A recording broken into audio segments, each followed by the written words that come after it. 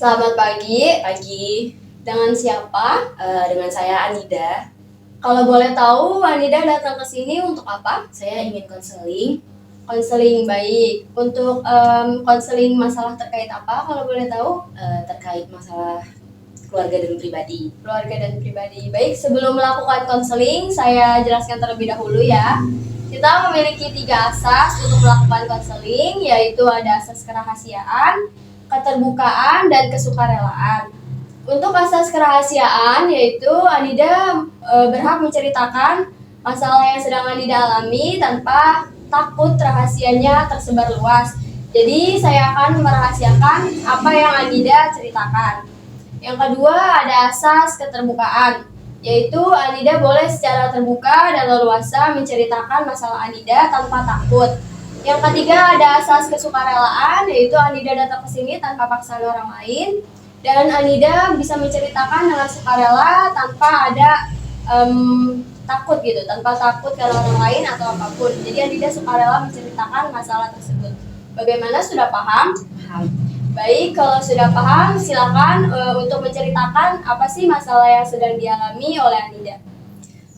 Jadi masalah pribadi saya terlalu memikirkan orang lain tanpa memikirkan diri saya sendiri. Sebenarnya kan kalau seperti itu jadi merugikan diri sendiri tapi membahagiakan orang lain. Jadi dari situ saya berpikir baiknya tidak seperti itu, baiknya nggak seperti itu. Tapi saya juga bingung, harusnya yang didahulukan kan diri sendiri daripada orang lain. Saya cerita ke teman-teman saya, namun ceritanya tersebar luas gitu.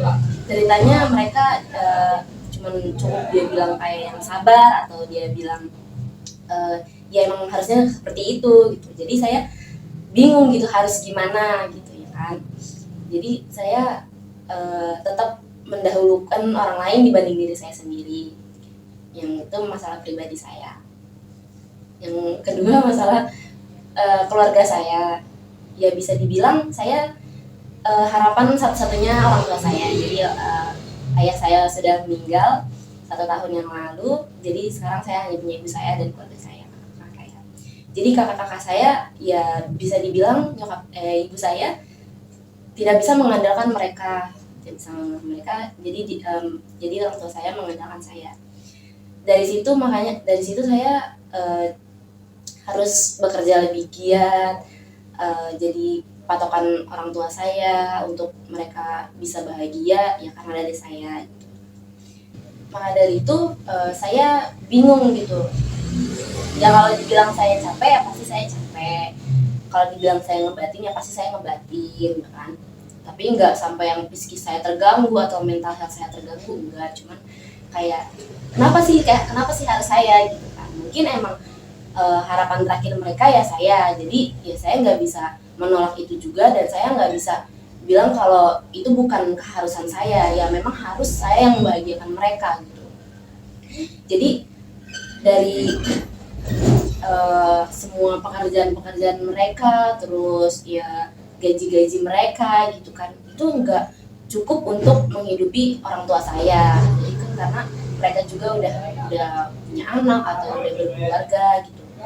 Jadi ya mungkin karena orang tua saya mengharapkan saya belum punya keluarga, saya belum punya pasangan, saya masih single, masih sendiri gitu.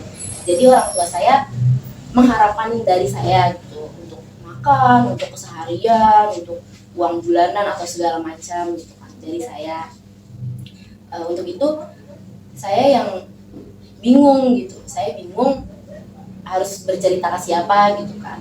Jadi bingung ini gimana ceritanya ke orang-orang gitu kan. Ya itu kan masalah pribadi juga, masalah keluarga juga. Jadi saya nggak bisa dan nggak berhak juga untuk menceritakan masalah saya, dan nggak berhak juga orang lain tahu akan masalah saya yang kayak gini gitu kan. Jadi saya ya sebenarnya untuk konseling kayak gini saya juga ingin gitu kan, bagus juga gitu kan. Jadi saya bingung gitu, jadi saya harus gimana, saya butuh pendapat orang lain juga, saya harus butuh pendapat dari saran gitu, saran dari orang lain juga. Kalau menurut saya dari yang masalah pertama dulu ya, masalah pribadi, Anida ini kan sering banget mendahulukan orang lain ya, jadi mendahulukan perasaan orang lain dibanding perasaan diri sendiri. Kalau menurut saya sih boleh aja kita tuh memikirkan orang lain, membahagiakan orang lain, tapi nggak lupa juga sama perasaan diri kita. Kalau misalnya udah ngebuat kita nggak nyaman, sebaiknya kita hindari. Tapi kalau misalnya emang fine aja buat kita untuk menyenangkan orang lain, itu menurut saya nggak apa-apa. Balik lagi ya, itu berdampak nggak ke diri sendiri. Kalau misalnya udah ngerasa nggak nyaman nih untuk melakukan orang lain terlebih dahulu sebelum memikirkan perasaan diri sendiri, sebaiknya dihindari saja. Tetapi kalau misalnya nyaman-nyaman aja untuk membahagiakan orang lain, itu nggak apa-apa sih kalau menurut saya. Tapi ada nggak sih perasaan kayak besok-besok nggak usah deh ngedahuluin orang dulu? Ada nggak sih perasaan kayak gitu dari diri Anida sendiri? Ya dari diri saya sendiri pasti ada perasaan yang tidak nyaman. Saya juga berpikir kalau itu sebenarnya tidak baik untuk diri saya sendiri, tapi baik untuk orang lain. Ya maka dari itu saya setiap malam saya memikirkan seperti itu. Saya bingung, saya juga bingung gitu harus gimana untuk memikirkan diri sendiri, diri orang lain dibanding diri saya sendiri. Pasti saya tidak nyaman gitu, saya merasa tidak nyaman, saya merasa khawatir akan diri saya sendiri karena saya selalu membahagiakan diri orang lain gitu. Saya harus selalu memikirkan diri orang lain dibanding diri saya sendiri.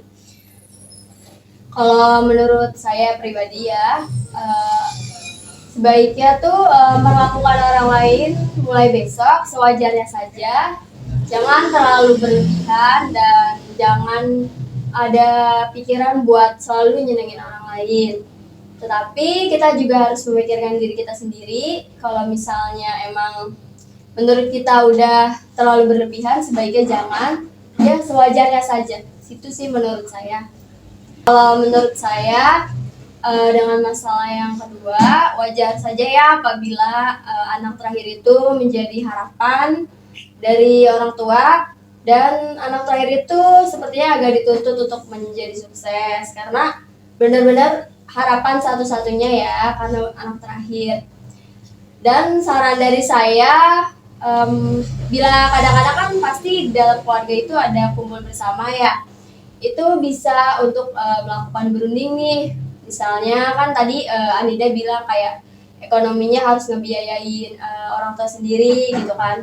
Mungkin saran dari saya berunding nih, misalnya bulan ini siapa nih yang biayain ibunya, terus bulan depannya gantian, karena kan banyak juga ya bersaudara, nggak cuma satu, jadi mungkin bisa dengan pakai cara itu menurut pendapat saya ya. Tapi balik lagi, ini kan masalah Anida sendiri, jadi Anida yang mengambil solusinya sendiri.